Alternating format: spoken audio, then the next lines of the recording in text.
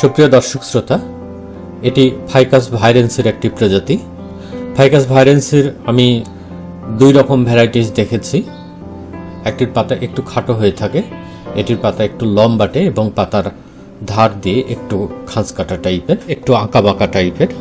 যা হোক, গাছটি বিভিন্ন সময় বিভিন্ন রং ধারণ করে থাকে।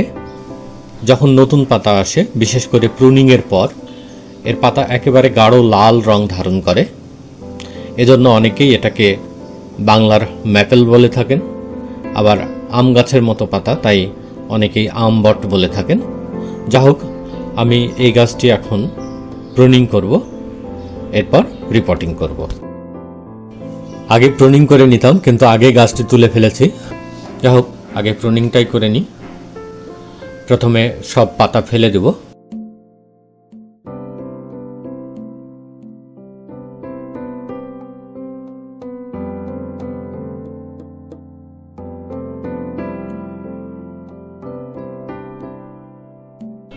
সব পাতা ফেলা হয়ে গেছে। এবার ডালগুলোকে পুনরায় ছেটে দিব।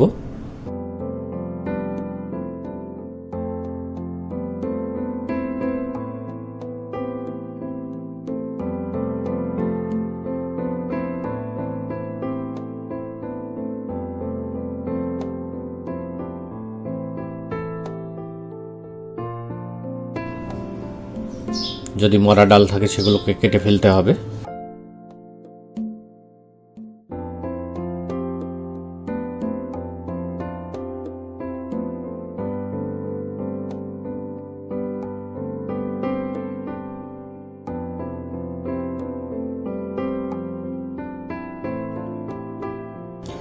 হয়ে গেছে প্রুনিং। এবার নিচের মাটিগুলো ঝরিয়ে নিব।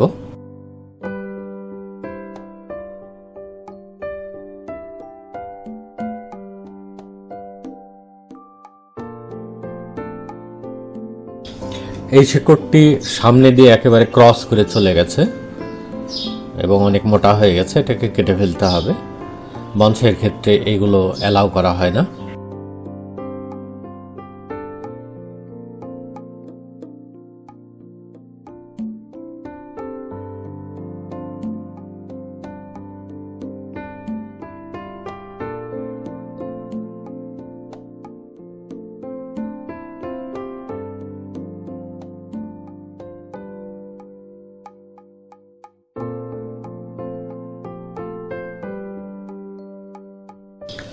মাটি ঝরানোর কাজ হয়ে গেছে। এবার গাছটি বসিয়ে দেব। আমি আগেই মাটি তৈরি করে রেখেছিলাম। আমার মাটি তৈরির একটি ভিডিও আছে, পারলে সেটি দেখে নেবেন। এই মাটিতে রয়েছে সমপরিমাণ মাটি ও গোবর সার। এর আগের বার পটিংয়ের সময় হাড়ের গুঁড়ো দিয়েছিলাম, তাই সেটা দিলাম না। এছাড়া এখানে রয়েছে ভার্মি কম্পোস্ট, কিছু পাতা পচা সার, এইসব।